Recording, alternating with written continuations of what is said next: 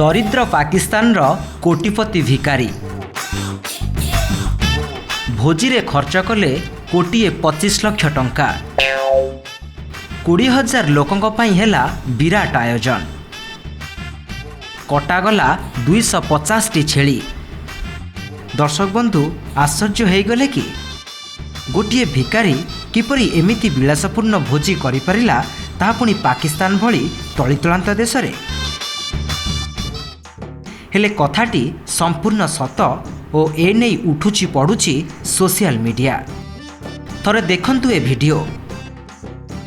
विराट विराट डिक्स रे रंधा चली खाद्य एपटे स्टील प्लेट रे बड़ा हुई मटन सांग को भात आउ सेपटे निमंत्रित अतिथि को परसा चली। पाकिस्तान गुजरनवालार एक परिवार निज जेजेमा मृत्युर 40 दिन में एपरी भोजीर आयोजन करिसेंती। जातीय गणमाध्यम रिपोर्ट अनुसार यही परिवार काले भिक मागी चलती आउ खाद्य पाई अन्य उपरे निर्भर करती।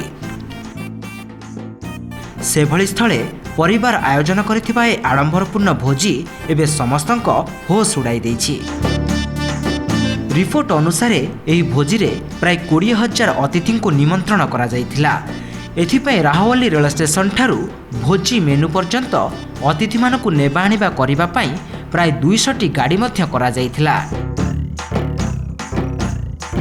मेनू रे मटन थिबारु 225 टी छेली कटा जायथिला। यह सह खाद्य रे मिठा राइस खीरी मुराबा सह विभिन्न प्रकार मिठार मध्य आयोजन होइथिला। निमंत्रित अतिथि माने मध्य एहाकु उपभोग करिथिले।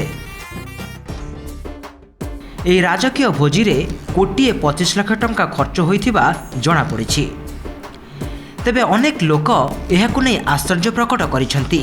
भिकारी परिवार एते टंका आनिला केउठु? एहा किभଳି संभव हैला?